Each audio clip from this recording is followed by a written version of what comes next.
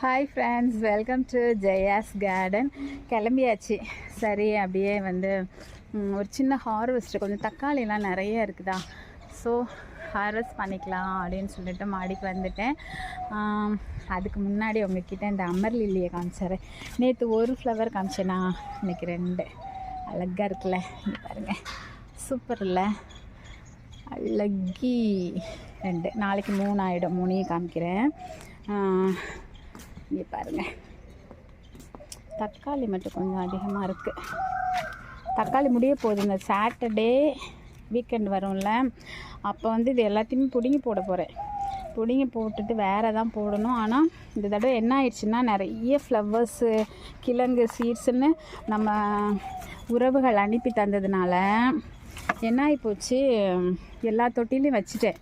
இன்னுமே நிறைய வைக்காமல் இருக்குது. அப்படி வச்சதுனால நமக்கு காய்கறி போடுறதுக்கு தொட்டியே இல்லைங்க, இடமும் இல்லை. அதனால் என்ன பண்ண போகிறேன்னு தெரில.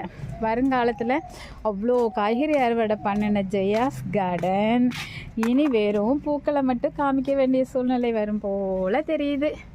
சரி, பார்க்கலாம், என்னன்னாலும் சரி. உங்கள் நேயர் விருப்பம் தான் முக்கியம் இல்லையா?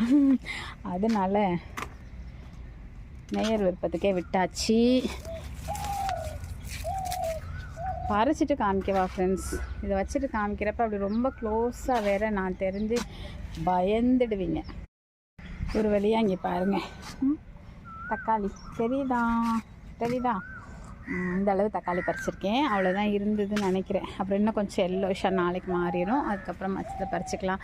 இப்போ வந்து பாருங்கள், இப்போது 2 வருஷம் ஆயிடுச்சா, ஓரளவுக்கு எல்லாம் முடிகிற மாதிரி ஆயிடுச்சு நம்ம காந்தாரி மிளகாய்.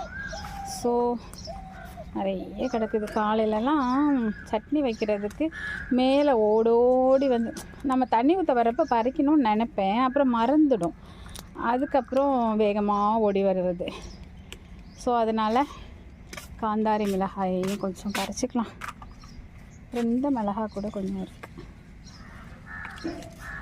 டெய்லி தேவைக்காவது பறித்து வைக்கணும்ல. கொஞ்சம் ஒரு மாதிரி எல்லோ கலராக மாறுது. இதுக்கு ஏதாவது மருந்து அடிக்கணும். இன்றைக்கி ஸ்கூல் டைமு, இந்த மார்ச், ஏப்ரல், மே வந்து ரொம்ப பிஸியான மாதமாக போயிடுதுங்க.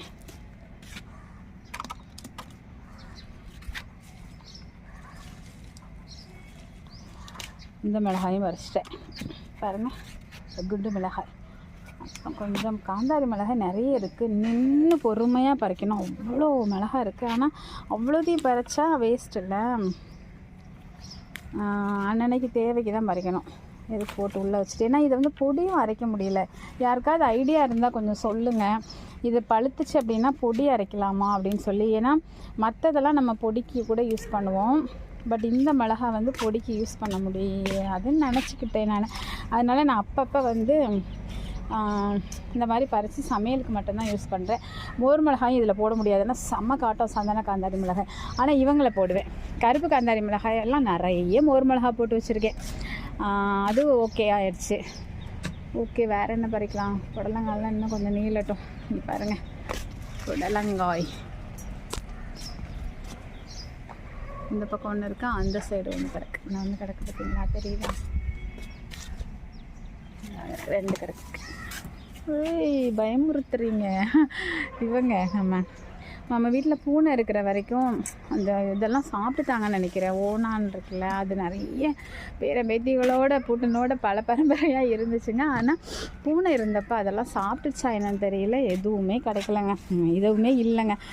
இப்போ பார்த்தா பூனை தான் நம்ம வீட்டில் செத்து போச்சுல்ல. அதனால் இப்போ வந்து எல்லோரும் வர ஆரம்பிச்சிட்டாங்க. வெண்டைக்காய் ஒரு 4-5 வெண்டைக்காய் கிடக்குது. பறிக்கிறது தெரியுதா? ஒரு கையில் வச்சுட்டு கட் பண்ண முடியாதா, அதனால் நம்ம அப்படி திருக்கி எடுக்கிறது. இன்னும் ஒன்று இருக்குது, அதையும் போய் கட் பண்ணிட்டு வரேன். இந்த சைஸ்லேயே கட் பண்ணிடுவேன்.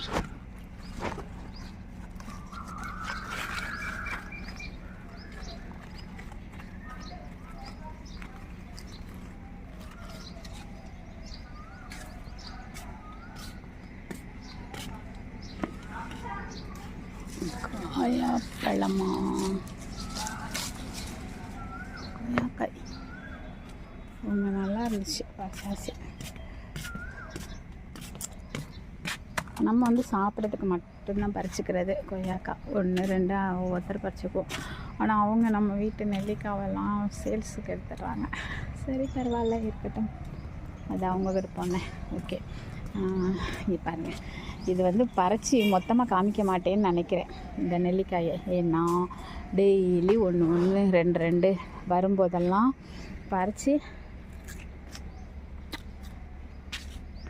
இந்த நெல்லிக்காய் ரொம்ப பிடிக்கும், அதை விட அப்பப்போ பறித்து சாப்பிட்றது.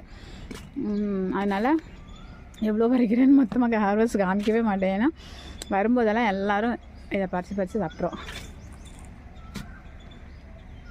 ஓகே ஃப்ரெண்ட்ஸ், இன்றைய அடுவதை சந்தன கலர் காந்தாரி மிளகாய், கொய்யாக்காய், கொய்யாப்பழம், வெண்டைக்காய், தக்காளி, அதுக்கப்புறம் நார்மல் மிளகாய், இவ்வளோ தான் ஃப்ரெண்ட்ஸ். ஓகே, இந்த வீடியோ உங்களுக்கு பிடிச்சிருந்தது அப்படின்னா கமெண்ட் பண்ணுங்கள், சப்ஸ்கிரைப் பண்ணுங்கள், லைக் பண்ணுங்கள். ஓகே பாய், அப்படியே ஷேர் பண்ணி விட்ருங்க. ஹாப்பி கார்டனிங், டேக் கேர், பாய்.